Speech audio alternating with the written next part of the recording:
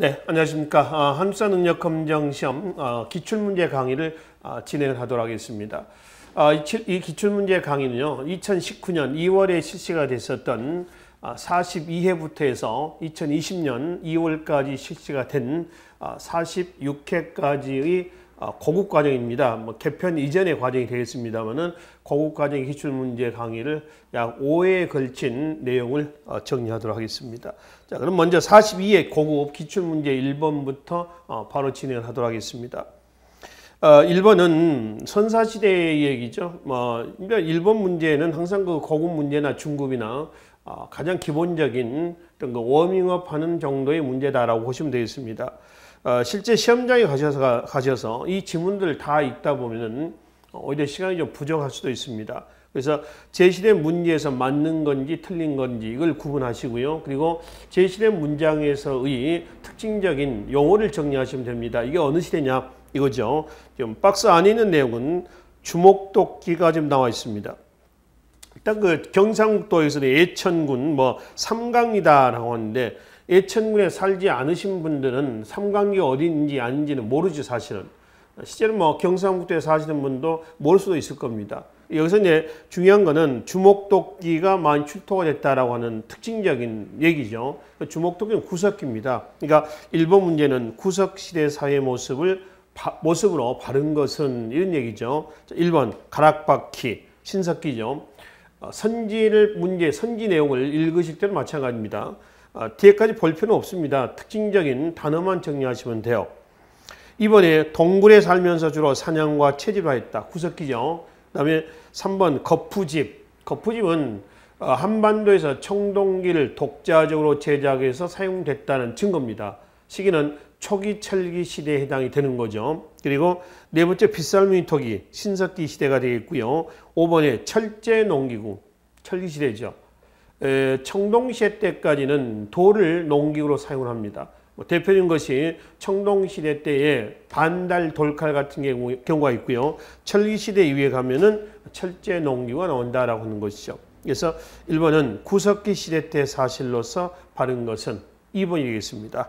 2번 문제 보겠습니다. 가에 들어갈 내용으로 어려운 것은 가는 지금 단군 조선에서 이만 조선으로 그래서 넘어와서 이만 조선이 한나라 무제에게 멸망할 때까지 과정입니다. 그래서 왼쪽에 대화 내용을 보면은 기원전 2세기경 이만이 준왕을 몰아내고 왕이 된 이후 고조선에 대한 상황, 이만 조선 얘기하는 거죠. 그런데 우왕이 왕검성을 침략한 이후에 한무제의 군대에 맞서 저항했다. 우광은 위만조선의 마지막 왕이 되겠습니다. 그러니까 이는 시기는 어디서 어디까지냐라고 하면은 고조선이 보통 우리가 기원전 2333년이죠. 여기에서 기원전 108년까지 가는 겁니다. 얘가 이제 고조선의 시대예요. 시기 구분할 때 이렇게 구분합니다. 여기를 우리가 두 시기로 나눕니다. 나눴을 때 기준은 기원전 194년이에요. 194년의 기점 뭐냐면은 얘가 이제 단군조선이 되는 거고요. 여기 이제 위만조선이 되는 겁니다. 아시죠? 단군조선의 마지막 왕이 누구냐 그러면은 누구죠? 준왕이요, 준왕. 위만이 내려와서 준왕을 밀어내죠. 밀어내서 결국 위만조선을 성립을 시켰습니다. 왼쪽에 그 대화 내용이 그게 기원전 2세기경에서 거기 기원전 194년이라는 얘기입니다. 이만조선이 이제 철기 문화를 토대해서 발전해 가다가 기원전 108년에 한나라 무제의 침략을 받아서 멸망했습니다. 이때 이만조선의 마지막 왕이 누구냐면은 이만의 손자로 알려져 있습니다. 우고왕이죠, 우고왕. 그런데 요 이유는 이제 한나라 한사군이 성립이 돼요. 얘가 낭랑, 진번, 임둔, 현도군에서 한사군이 성립되는 거죠. 문제는 어느 시대를 묻고 있냐면은 이만조선 시대 때 요 시기죠. 이 시기 때 사실을 묻는 겁니다. 문제는. 그죠? 자, 1번. 욕살, 철여근지. 고구려의 지방 장관대 명칭이에요. 그렇죠? 그래서 지방의 여러 성은 우리가 그 성할 때 이 성을 얘기합니다. 성이죠, 성. 고구려는 오부, 성 이렇게 합니다. 여기에 장관을 뭐라고 그래요? 욕살, 그 다음에 철여근지 이렇게 얘기를 합니다. 그래서 고구려 지방장관이고요. 자, 제가이도 고구려의 귀족회의죠. 백제는 정삼회의. 신라는 뭐라고 그러죠? 화백회의로죠. 자, 3번은 한과 진국 사이에서 중개무역을 하였다. 누가? 이만조선을 얘기합니다. 한나라 무제 침략을 받게 된 요인이 뭐냐? 그러면 기원전 108년에 중개무역의 독점인데요. 이 위치를 잠깐 볼까요? 지금 현재 위만조선이 있었던 위치는 어디냐면 위만조선 옛날 당군조선이 있었던 요 위치예요. 여기가 위만조선이 되어 있습니다. 위만조선이 있었을 때 그 밑에 있죠. 요 밑에 임진강 밑으로 얘기합니다. 이거는 청동기 문화를 토대로 했던 진이 있습니다. 진. 이 진이 나중에 이제 철기 문화를 토대로 해가지고 뭘로 발전하냐면은 한으로 발전합니다. 한. 이 한인데 한은 세 개가 있죠. 그래서 우리는 뭐라고 하죠? 삼한이다 해서 마한, 진한, 변한 얘기를 하는 거죠. 진이 있었을 때 북쪽에 누가 있었냐면은 예라는 나라가 있습니다. 예. 중국은 어디냐면은 한나라가 있죠. 한나라. 진에서 한으로 넘어갑니다. 그때 위만이 내려오거든요. 내려왔었을 때 준왕이 받아줍니다. 그래서 관직도 주고 서쪽 변방 수비를 막겠는데 세력을 키워서 준왕을 몰아내고 위만조선을 성립을 시킨 거죠. 이때 이제 준왕을 죽인 건 아니고요. 준왕을 몰아냈습니다. 준왕을 이제 쫓겨나서 밑으로 내려오죠. 밑으로 내려서 임진강 밑 한강 쪽으로 내려와 가지고 뭘 공부했냐 그러면 바로 이 한을 공부했습니다. 그리고 이제 한을 공부한 상황에서 토착 진국민들을 흡수하는 거죠. 이제 삼한이 성립되는 이런 과정이 되는 거죠. 자, 그러면 이제 일단 이건 놔두고요. 위만이 있었고 예, 한, 진이 있었습니다. 이 중간에서 뭘 하는 거예요? 바로 중개무역을 독점합니다. 한나라 무제가 기원전 109년에 위만조선을 침략하게 된 요인 중에 하나가 지적 위치를 이용한 위만조선의 중개무역 독점이에요. 그래서 한 1년 정도 지향을 합니다. 그러다 기원전 108년에 왕검성이 함락되면서 멸망하게 되는 거죠. 위만조선이죠. 자, 네 번째, 전국 칠흥 중에 하나 연과 대립할 만큼 성장했고 5번 부왕 등 강력한 왕이 등장해서 왕위를 세습했다. 이건 4번, 5번 어디냐면은 단군조선의 사실이에요. 즉 단군조선 시대 때 지금 전국 칠흥이라고 했습니다. 전국 칠흥이라고 한다면은 중국의 춘추시대하고요. 전국시대가 있어요. 춘추시대 때 5나라가 나옵니다. 춘추 5패고요. 전국시대 때 7나라가 나와요. 칠흥이라고 그러죠. 이 패는 승패할 때 패자가 아니고요. 패권을 장악했다라고 할 때 패자예요. 패자라고 합니다. 이 제패했다라고 장악했다라는 그런 의미죠. 그래서 제, 진, 초, 오, 월 5나라를 얘기를 하고요. 칠웅 그러면 이 웅은 이 자웅을 겨룬다 할 때 이 웅입니다. 그래서 진, 초, 연, 제, 한, 위, 조 이 7나라를 얘기를 해요. 그 중에 지금 네 번째는 연이죠. 연. 이 연과 전국 칠흥 중에 하나였던 연과 대립할 만큼 강성했다. 단군 조선 때의 사실이고요. 중국사를 보면은 춘추 전국시대 이제는 진입니다. 진. 주나라죠. 주나라. 그리고 춘추 전국시라는 혼란을 수습했던 나라가 어디죠? 진입니다. 최초의 정치적 통일학년대. 이 진은 참고로 어디냐면은 전국 칠흥 중의 진이에요. 이 진이 나머지 6개 나라를 통합을 한 거죠. 최초의 통일왕조가 되죠. 진 다음에 어디가 나오냐면 한이 나옵니다. 이 한이 바로 이 한이에요. 중국 한나라 한자가 되겠습니다. 그래서 일단 이 연과 대립할 만큼 국력이 강성했다라면 단군조선 시대고요. 단군시대 때 5번 선지를 보면은 부왕, 다음에 이제 준왕. 그래서 이런 왕위가 세습됐고요. 왕이라는 명칭을 사용하고 있었습니다. 역시 단군조선입니다. 그 중에 준왕은 단군조선의 마지막 왕 누구예요? 준왕을 얘기를 한다는 거죠. 그래서 3번이 위만조선에 대한 바른 설명이 되겠습니다. 3번 보겠습니다. 가나 나라에 대한 설명으로서 옳은 것은 가와 나입니다. 여러 나라에 대한 얘기인데요. 이 여러 나라 그러면 어디 얘기하냐면은 한사군이 이제 위만조선이 멸망하고 수립이 됐죠. 이 한사군 영역에서 북쪽에서 어디가 나오냐면 부여, 그 다음에 고구려, 그리고 옥저, 그 다음에 동해, 그 다음에 여기 진 이후에 준왕이 내려와가지고 만들었던 삼한 있죠. 삼한이 성립됩니다. 삼한 그럼 어디를 얘기한다고요? 마한, 진한, 그리고 변한 이렇게 되는 거죠. 이게 이제 우리가 얘기하는 북쪽과 남쪽에서의 여러 나라입니다. 나라가 여러 개니까 여러 나라라고요.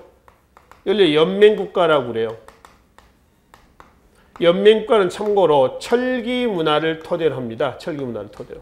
서력, 기원, 전후죠. 근데 하나 주의하실 게 있습니다. 옥저와 동해는 똑같이 다른 나라와 같이 뭐 부여, 고구려, 삼한과 같이 철기 문화를 토대로 했습니다만 이 두 나라는 왕이 없어요.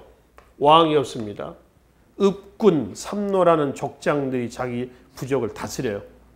그래서 왕이 없고요. 그래서 비록 철기 문화를 토대로 했지만은 여기는 연맹국가가 아니라 뭐라 한다? 군장국가다. 참고로 군장국가는 총독립 문화를 토대로 한 국가를 뭐라고 그래요? 군장국가라고 그러거든요. 지금 이 여러 나라에 관련된 내용 중에서 어디냐면 옥저와 동해에 대한 자료예요. 삼국지 위서동의전에 나온 자료입니다. 그래서 이 여러 나라에 관련된 부분 항상 출제가 됩니다. 이거는 한국사능력검정시험뿐만 아니라 각종 공무원 시험에서도 꼭 출제가 되는 단원 중에 하나예요. 반드시 출제가 됩니다. 지금 여기는 옥저동해인데요. 자, 가가 옥저예요. 이 옥저란 사실은 지금 거기 보면 특산물이 있습니다. 포, 염 이런 해산물들 있죠. 이거를 천리나되는 거리에서 짊어져서 나르게 했다. 어디로? 고구려로. 고구려의 약탈 경제 모습을 보여주는 자료예요. 자, 이 고구려라는 나라는 지리적으로 땅은 넓습니다만 토질이 안 좋습니다. 그래서 고구려는 인구가 늘어나고 식량이 부족하니까 고구려가 다른 나라를 침략해서 그 나라의 경제를 약탈해서 먹고 살았습니다. 그래서 고구려의 경제는 뭐냐 그러면은 약탈 경제다. 고구려의 약탈 경제를 보여주는 자료는 어디냐? 부경이 있습니다. 부경은 고구려 귀족들의 창고 이름이에요. 우리나라 지금의 원두막과 같은 형태입니다. 여기다 이제 쌓아놓고 먹고 살았다라고 하는 겁니다.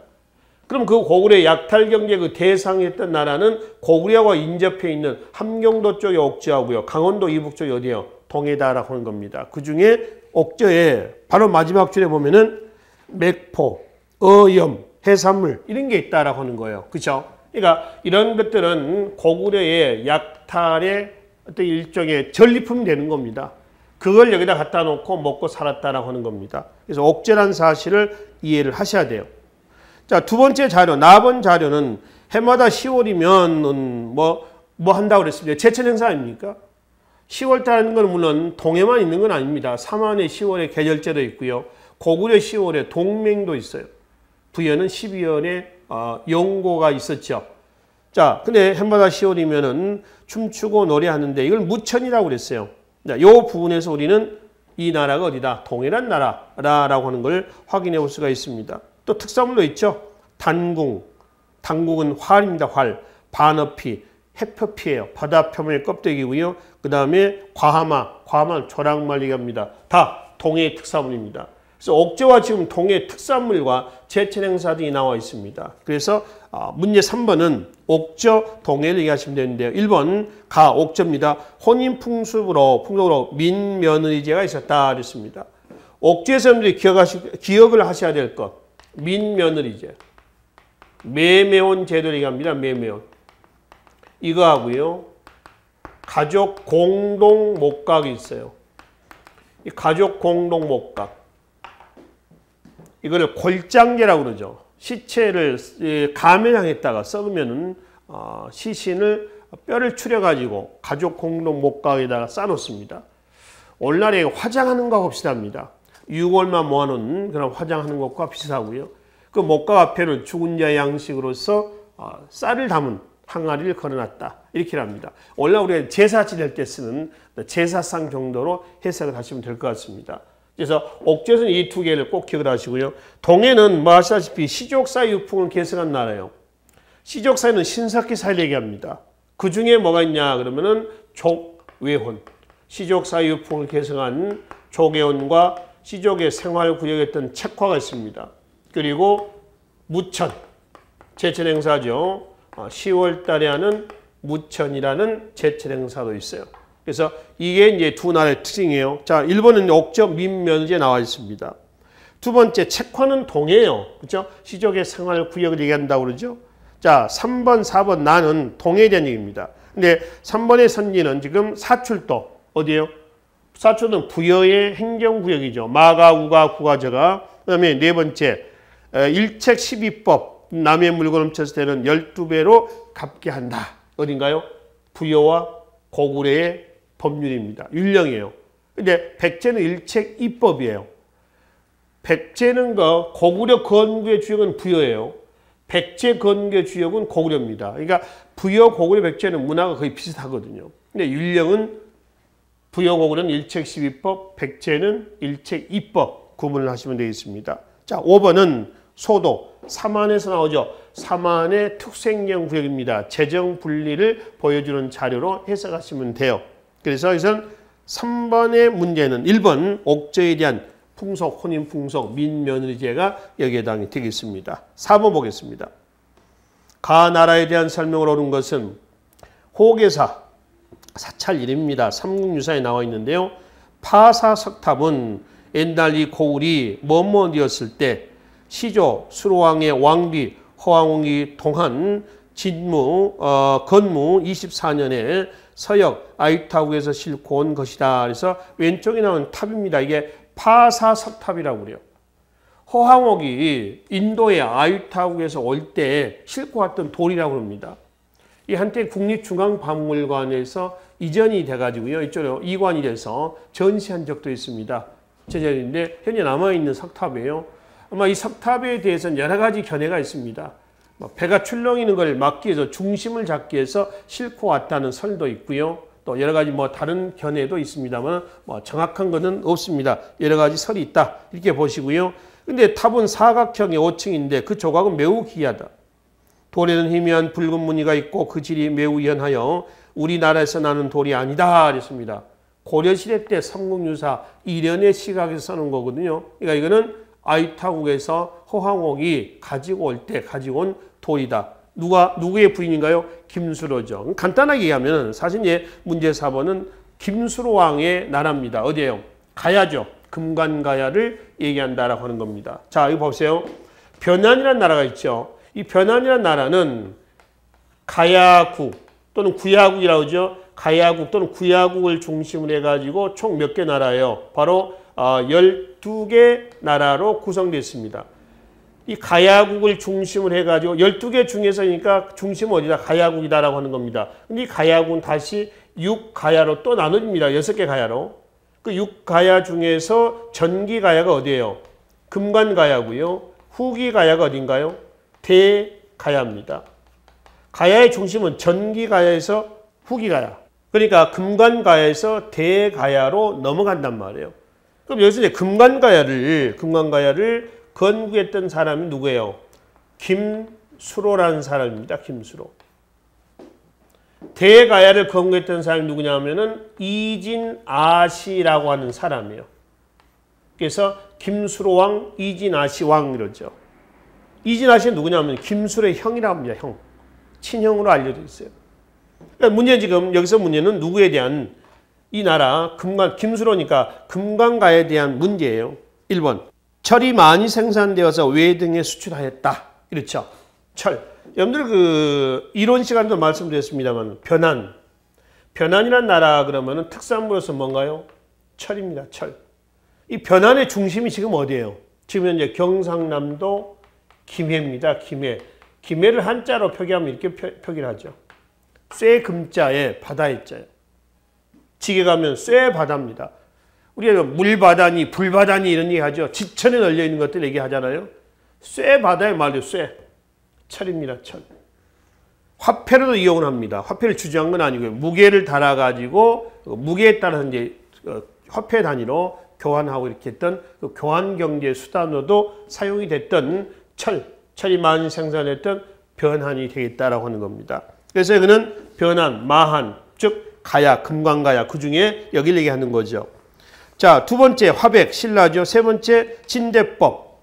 고구려 2세기 후반 고국천황대 때입니다. 을파소의 건의로. 자, 이 진대법 자주 출제가 되는 단어입니다. 기억을 해두시고요. 네 번째 22담로 백제 무령왕대 때에 중앙에서 지방의 특색영구역이죠. 22개의 행정구역을 두고 왕족을 파견합니다. 지방 세력을 견제하겠다는 거죠. 지방관 파견이 아니에요. 왕족 파견이고요. 자, 다섯 번째는 박석김, 세성씨가 교대로 왕위 계석 어디? 신라죠. 그래서 여기서는 가야에 대한 얘기, 금강가야 1번 옛날 변한 여기를 얘기한다는 거죠. 자, 5번으로 넘어가겠습니다. 다음 검색창에 들어갈 왕에 대한 설명으로 옳은 것은 역시 이제 이런 특정 국가에 특히 삼국시대 때 왕의 업적에서 많이 나오죠. 그럼 여기서 이 왕은 누구냐라고 하는 거죠. 순장금지 딱 나왔죠. 지증왕입니다. 신라라는 국호를 쓰고요.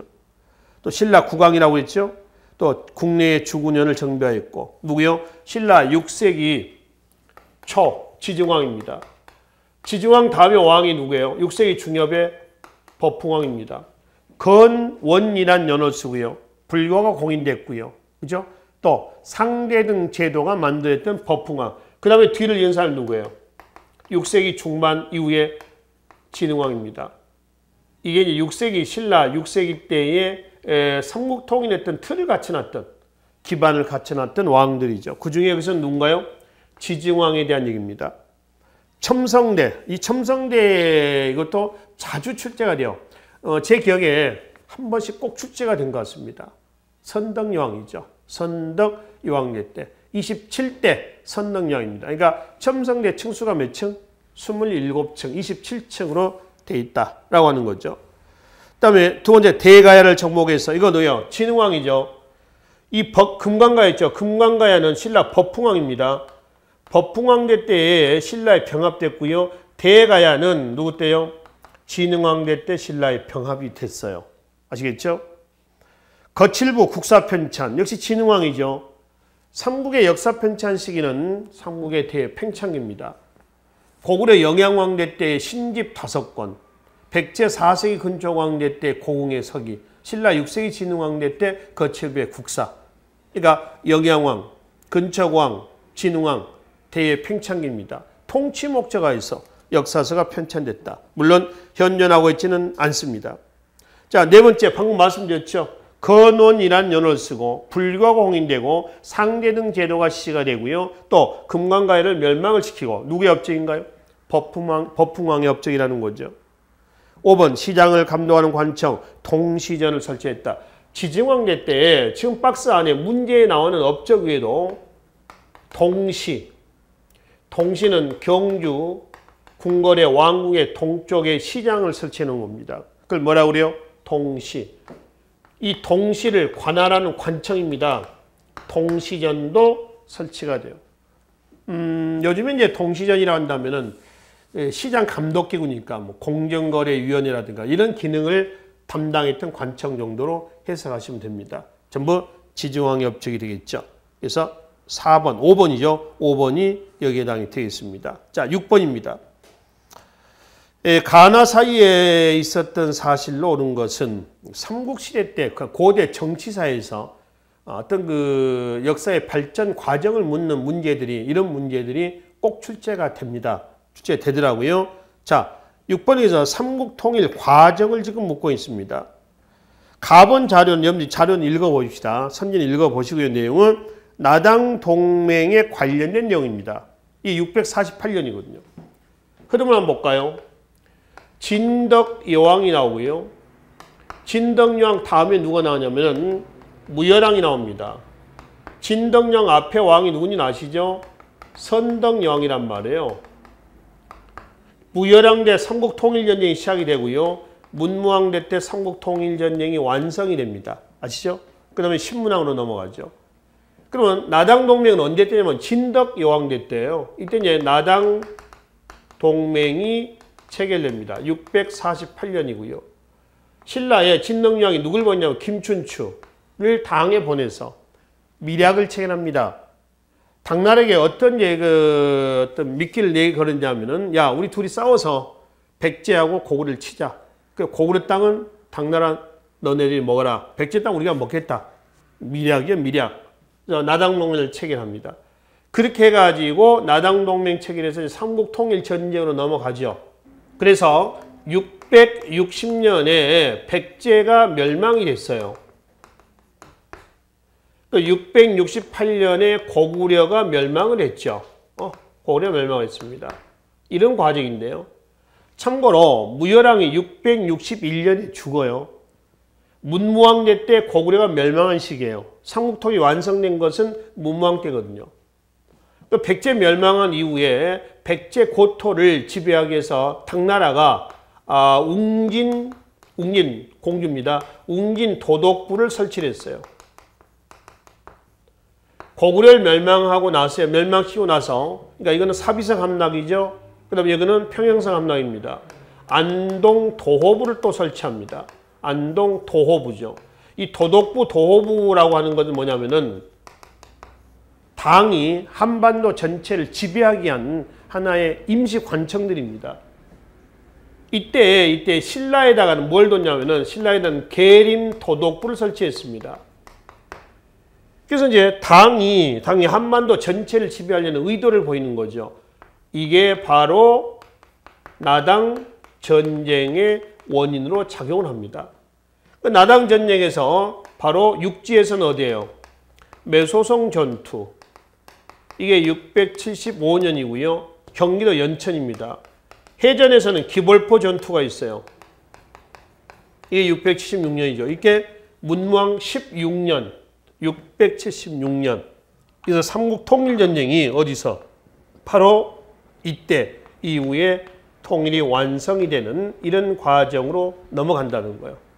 자, 흐름은 이렇습니다. 이 과정을 이해를 하시면 됩니다. 자, 갑은 일단 나당동맹 요 시기고요. 자, 나번 자료는 지금 보장왕 찍어 나오고 죽었고 찍어 나오고 평양성 포위하고 이런 내용입니다. 이거는 어디예요? 바로 고구려가 멸망한 겁니다. 그러니까 문제는 지금 이거죠. 648년에서 나당동맹이 맺어가지고요. 고구려가 멸망했었을 때까지 요 사이에 있었던 사실은 뭐냐 이거죠. 자, 1번 보겠습니다. 당이 안동도부를 요동지역으로 옮겼다. 그러니까 안동도부가 설치가 된 거는 고구려가 멸망하기 전이에요? 이후에요? 이후. 그죠? 이거는 요동지역으로 옮긴 것은 676년 이후에요. 삼국통일전쟁에서 당이 패배하고 나섭니다. 시기는. 여튼 고구려 멸망 이전이냐 이후냐 이것만 구분하시면 됩니다. 안동도부는 고구려 멸망하고 나서 그 지역을 당이 관할하기 위해서 설치했던 지역이에요. 두 번째, 신라와 당의 연합군이 나당연합군이다. 백강에서 왜군을 물리쳤다 그랬습니다. 백강은 금강입니다. 금강.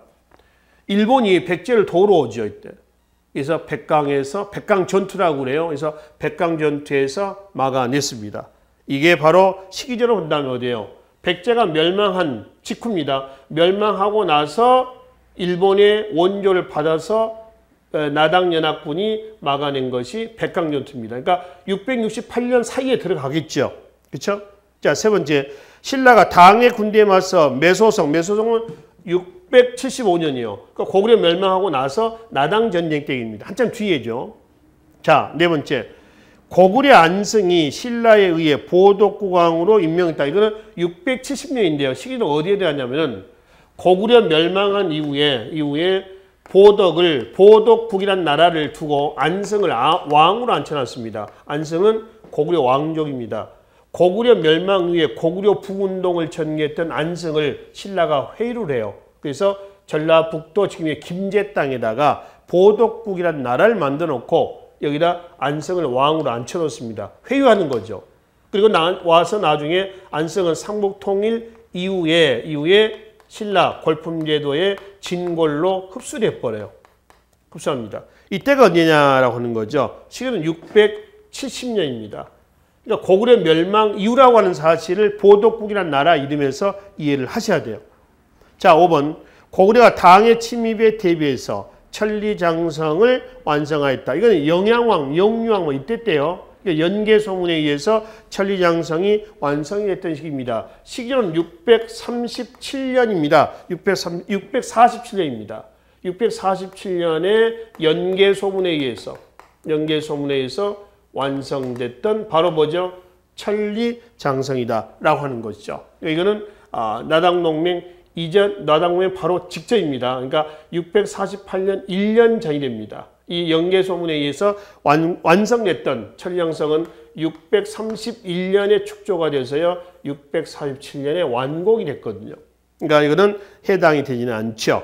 2번이 648년에서 668년 사이에 들어가 있는 사실이 되겠습니다. 자, 이 문제를 풀면서 그럼 이걸 말이죠.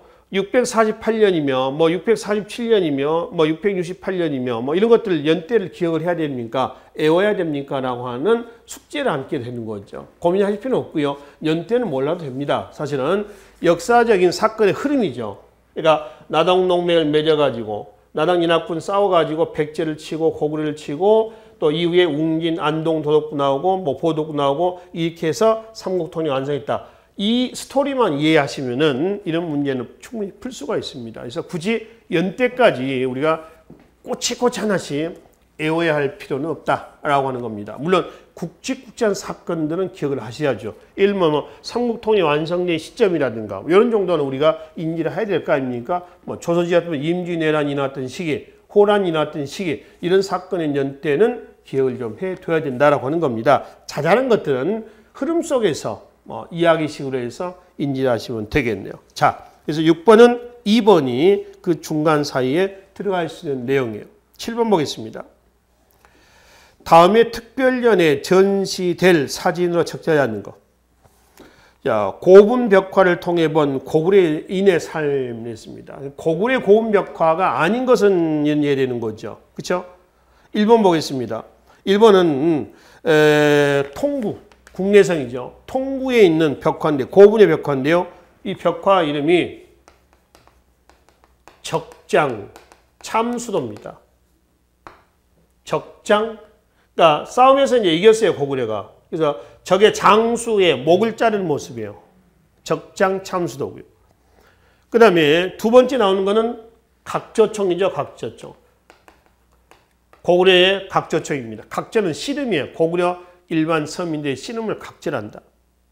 자, 3번은 무용총에 나와 있는 무용총. 접객도입니다. 접객도. 이 손님들을 맞이하고 있는 모습이에요. 접객도고요. 무용총의 고구려 거죠. 네 번째는 고구려 수산리 고분벽화입니다.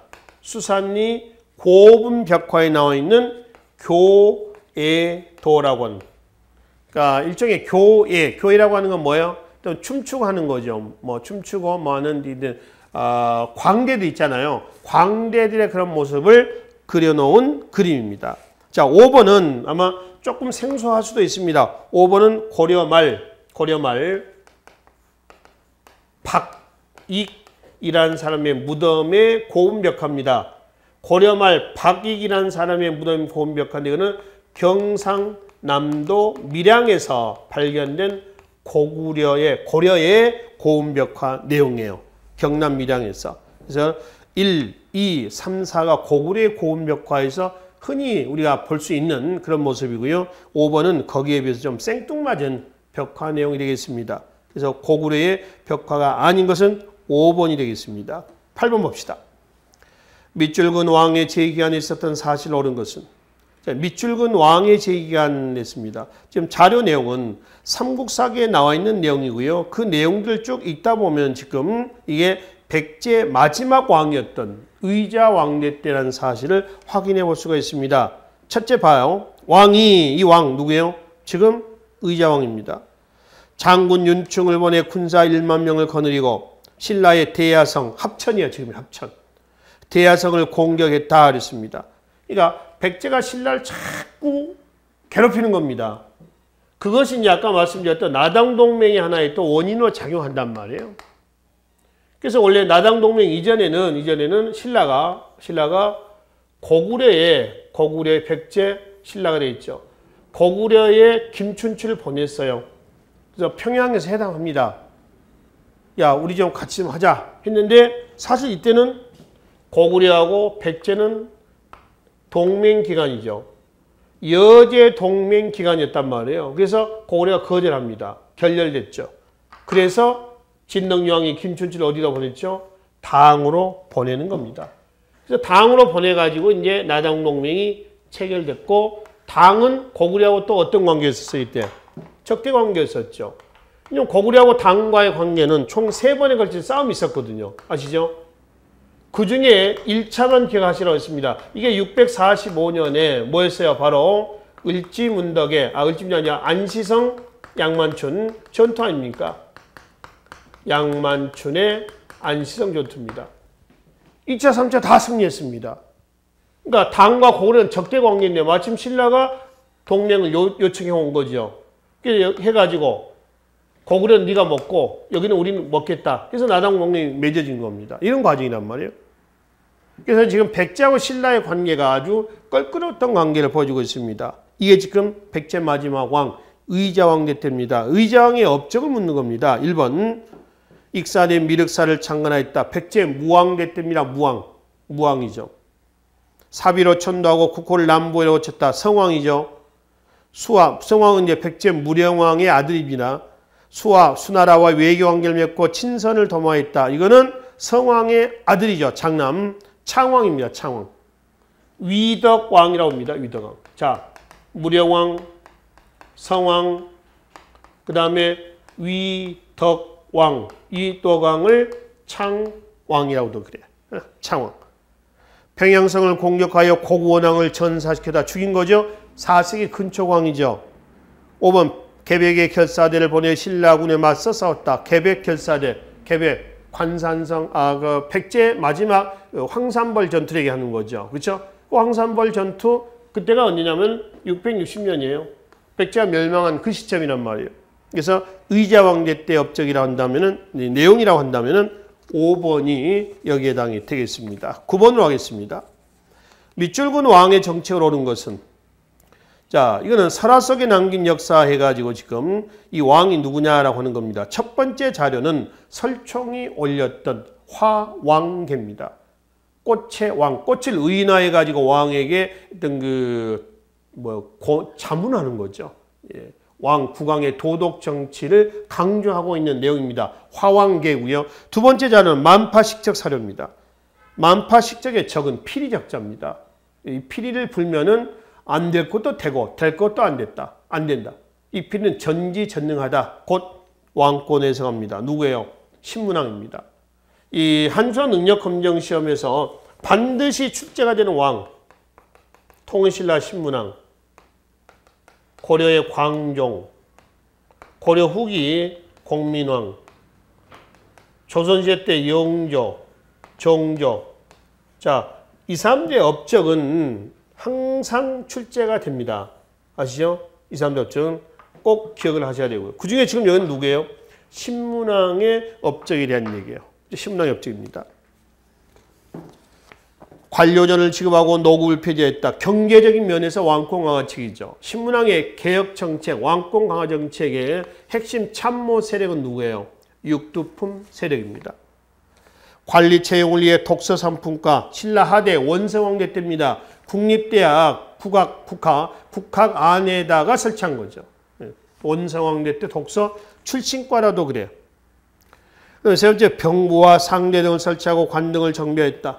약간 누구라고 했어요? 법풍왕이죠.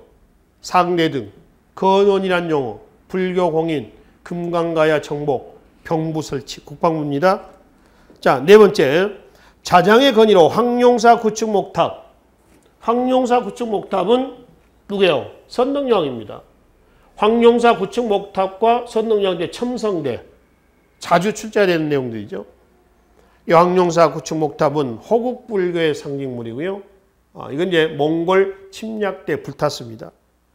5번 위홍, 각간 위홍이라는 사람입니다. 각간이었고 벼슬이 대구 화상에게 3대목을 편찬하려 했다. 최초 향가집이죠. 현재 남아있지는 않습니다. 이거는 신라 하대 진성 여왕대 때입니다. 진성여 원종과 애노의 봉기가 일어났던 신라 하대 모순이 노출됐던 바로 진성 여왕대 때요. 그래서 신문왕의 업적에서 1번이 여기에 해당이 되겠습니다. 신문왕제 때 이거 말고의 업적은 여러분들이 따로 기본서를 통해서 인지를 하시면 되겠습니다. 10번 봅시다. 가국가의 문화유산을 오른 것은 가왕후 묘지 발굴. 이 묘지 할 때 무덤 발굴인데 이 무덤은 묘지라고 하는 것은 사실 무덤을 얘기하는 건 아니고요. 묘지예요. 묘지. 이 묘지를 발굴했다라고 하는 겁니다. 우리가 무덤 얘기할 때 묘지는요. 땅지자입니다. 땅지자. 이거고요. 지금 여기서 있는 묘지는 이걸 얘기하는 게 아니라 이 묘지예요. 그 무덤 주인공의 간단한 이력서라고 보시면 됩니다. 간단한 이력서다. 그럼 여기서 있는 자료는 순목왕후 묘 실축도에서 순목왕후인데요. 이 순목왕후는 누구냐라고 하는 겁니다. 지금 보면은 넷째 줄 제3대 문왕의 부인 효의왕후와 9대 간왕의 부인 순목왕후의 묘지가 발굴되었다 그랬죠. 그럼 여기는 누구예요? 문왕과 간왕에서 나온 사람들은 누군가요? 발해죠, 발해. 문제는 발해의 문화유산으로서 옳은 것은 이런 얘기죠. 발해칼 한번 찾아봅시다. 1번 백제죠. 백제 부여 정림사지 5층 석탑이에요. 고대 문화사에서의 고대사뿐만 아닙니다만은 유물이라든가 또는 유적지에 관련된 사료나 사진 이런 자료들은 잘 정리를 해 놓으십시오. 두 번째는 신라 타보탑이죠. 통일신라 때 김대성, 불국사, 타보탑, 국보 20호입니다. 세 번째는 발해 영광탑입니다. 발해 영광탑이고 네 번째는 경천사지 10층 석탑이에요. 이 경천사지 10층 석탑은 현재 국립중앙박물관에 보관이 되어 있습니다. 고려 말 원나라의 다층 다각탑의 영향을 받은 거죠. 근데 4번에 경천사지 10층 석탑의 영향을 받은 것이 5번 조선 세조 때 뭔가요? 원각사지 10층 석탑이에요.